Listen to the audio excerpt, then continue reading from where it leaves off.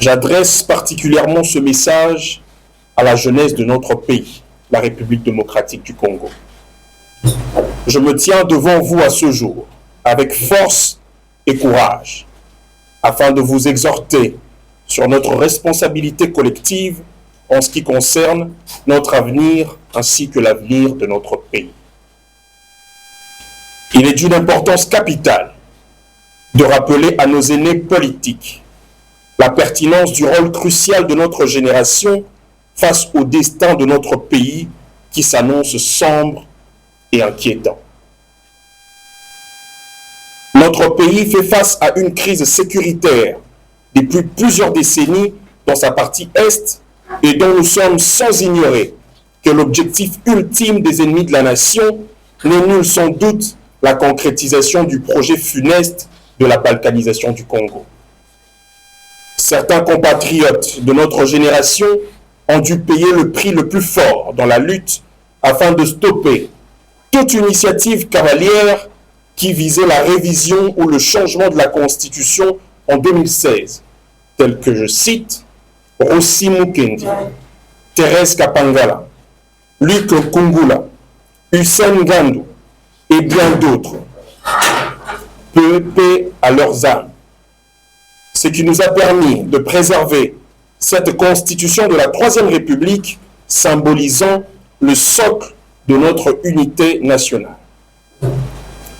Grâce à leur dévouement, cette constitution a été imposée, ce qui a conduit inévitablement à la première alternance pacifique de notre pays le 24 janvier 2019.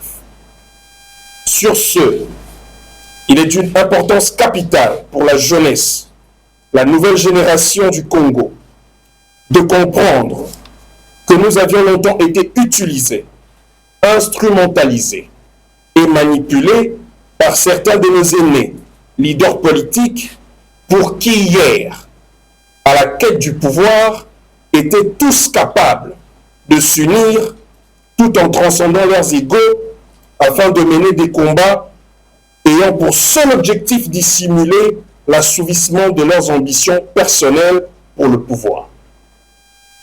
Qui, après résultat positif ou mitigé pour certains, ils n'ont jamais pensé à cette jeunesse en manque d'emploi qui les ont soutenus corps et âme jusqu'au sacrifice suprême pour certains d'entre nous. Et à l'heure actuelle que le pays est en danger et au bord d'une balkanisation, personne parmi eux n'envisage ne serait-ce qu'une minute à transcender leurs égos et leurs différences politiciennes pour l'intérêt supérieur de la nation.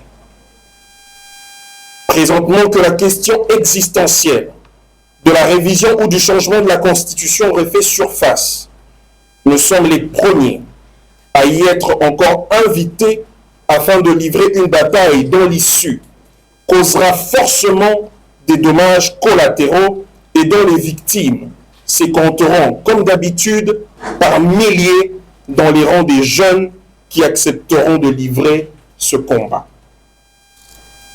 Par conséquent, nous devons dire non. Non à la manipulation politicienne. Non à l'hypothèque de notre avenir. Non à l'instrumentalisation de notre courage.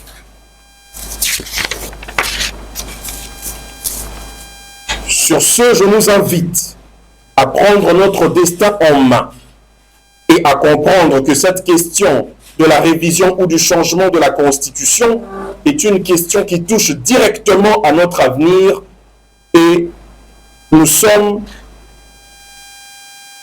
à ce stade la seule génération devant l'histoire à devoir prendre une décision salutaire qui sauverait le pays de sa balkanisation. C'est ainsi que le mouvement de Congolais nationalistes lance un appel solennel au président de la République, garant de la nation, à la communauté nationale et internationale, ainsi que toute la classe politique congolaise, majorité et opposition, à privilégier l'issue d'un dialogue global et inclusif avec une large participation de la nouvelle génération, ultime démarche qui non seulement sauverait le pays du précipice de la balkanisation, mais aussi qui renforcerait la légitimité de toute démarche visant des réformes institutionnelles sérieuses pour le développement du Congo. Le Congo de nos ancêtres, le Congo de Kimbangu, le Congo de Kimpamvita, le Congo de Lumumba, de Laurent Désiré Kabila, du patriarche Kizenga, du docteur Étienne Tshisekedi Wamulumba, notre Congo à tous.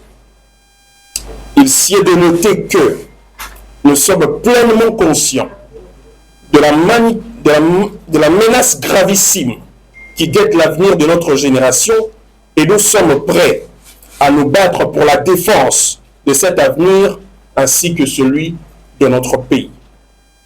De cette façon, j'en profite pour lancer un appel à la jeunesse du Congo.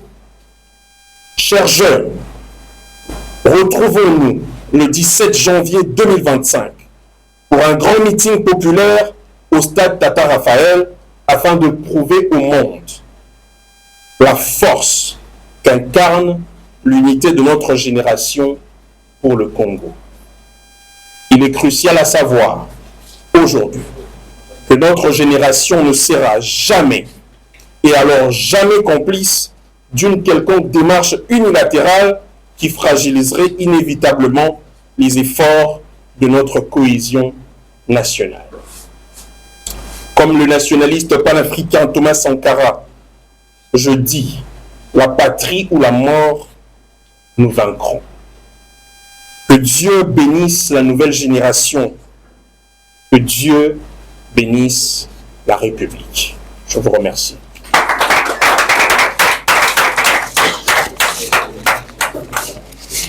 Votre allocution, si magistral et puis dithyrambique. Le président a dit de prendre à main notre destin et puis notre destinée. Le président a fait la remobilisation citoyenne de la jeunesse pour barricader la route à la balkanisation. Le président appelle au dialogue inclusif de toutes les parties prenantes de notre classe politique. Succès. À présent, nous passons directement au jet des questions et réponses.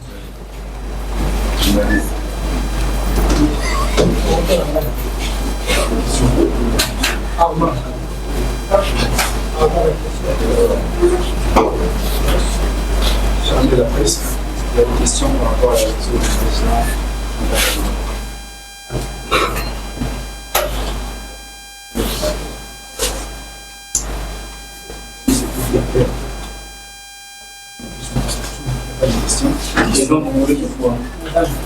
Une question. J'ai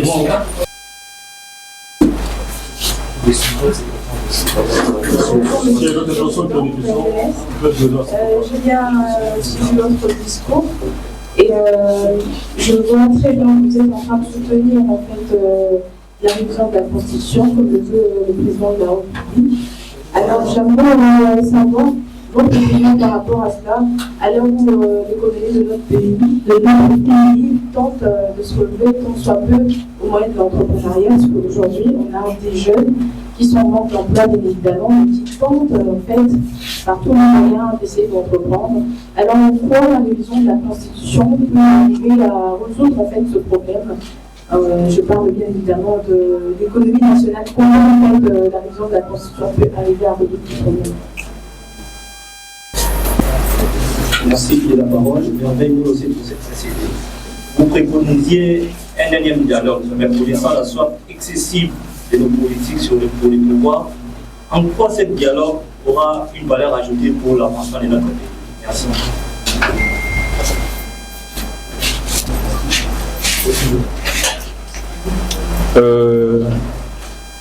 D'abord, j'aimerais faire un petit rectificatif.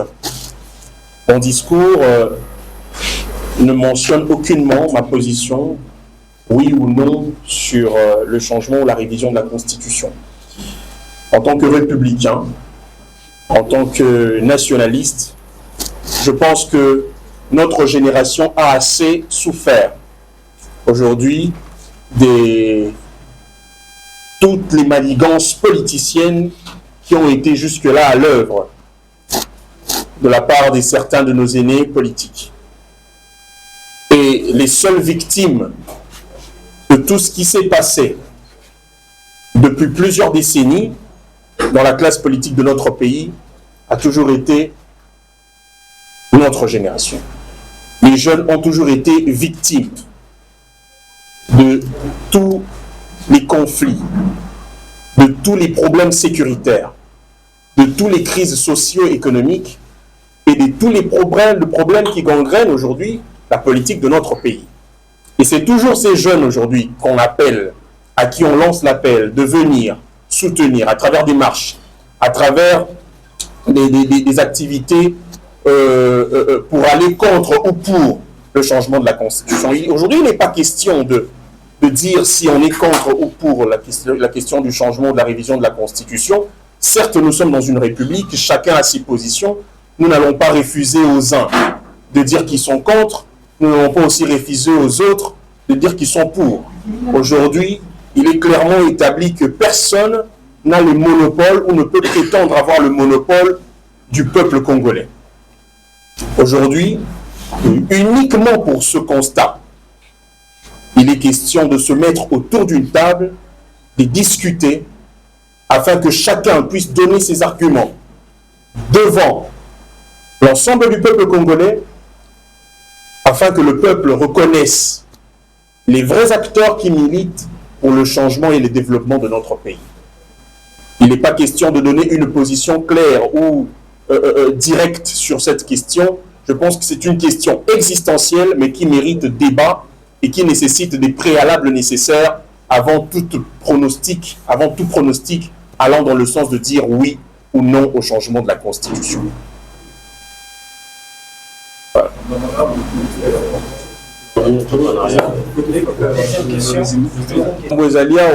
Ezali que nalobeli bilenge oyo depuis makambo ya mboka etambolaka balider na biso oyo bazali baene na biso mosala na bango komanipulaka biso na badiscours na bango politicienne biso toyaka tobimaka bavictime ya baconflit oyo de fois ezalaka baconflit personnel qui n'engagent pas l'État mais oyo bazo ramener yango sur la scène politique en utilisant des arguments fallacieux qui ne tiennent pas debout.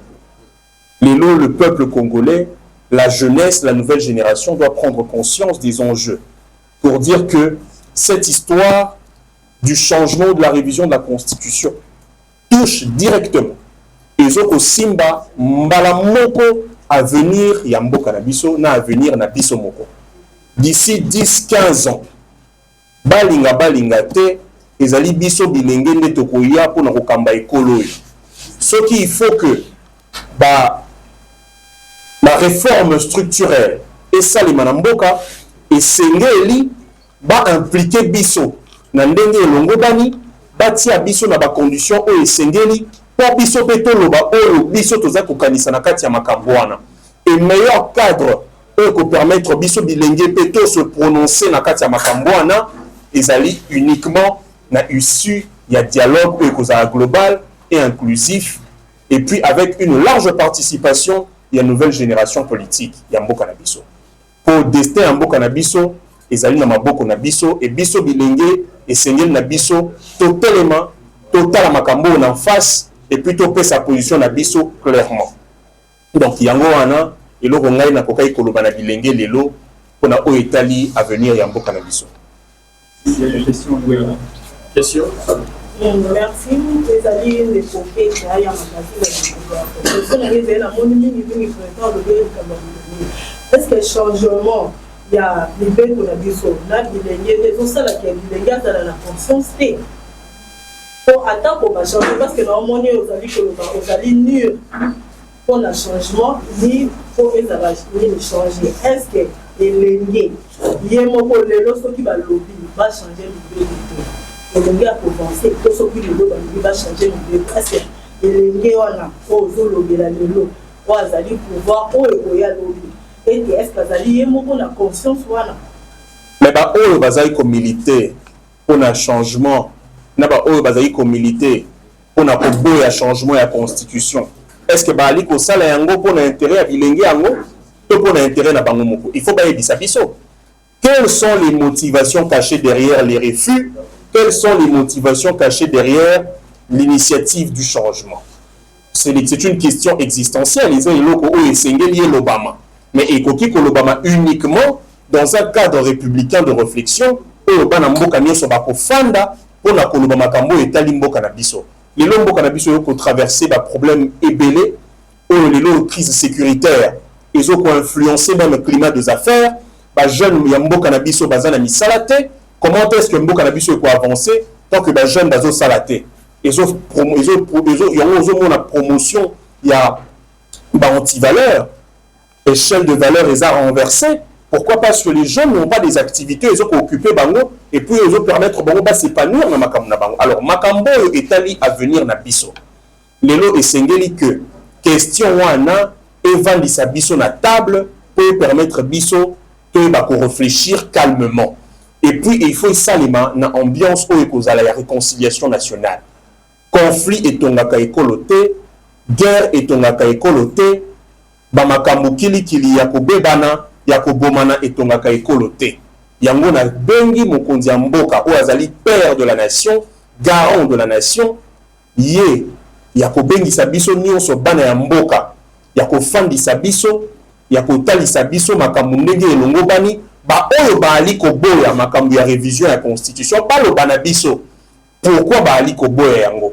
Ye moko pe mokonzi ya mboka na biso aloba na biso en des termes un peu plus clairs pourquoi azali ko eloko ni ezali ko motiver ye ya ko initier réforme wana. Si cela sera approuvable, le peuple va se prononcer. C'est une question existentielle et c'est que biso nyonso tota likambo wana po eza ko engager à venir na biso bilenge. Lelo bilenge nde bazali ba oyo ba kozala victime ya makambo wana nyonso. Tout le monde qui en 2016 tango ba jeune ba militaki pour na ko boya makambo ya révision ou changement de la constitution ou ezalaki na époque ya président Kabila bato ba kufaki dans la majeure partie ezalaki bilenge lelo to boyi makila itanga na mboka na biso yango wana tolobi que la seule manière de résoudre les choses et les problèmes dans notre pays serait de s'asseoir et de discuter sur cette question qui est une question existentielle et c'est une question qui est en train à petit feu de mettre le feu.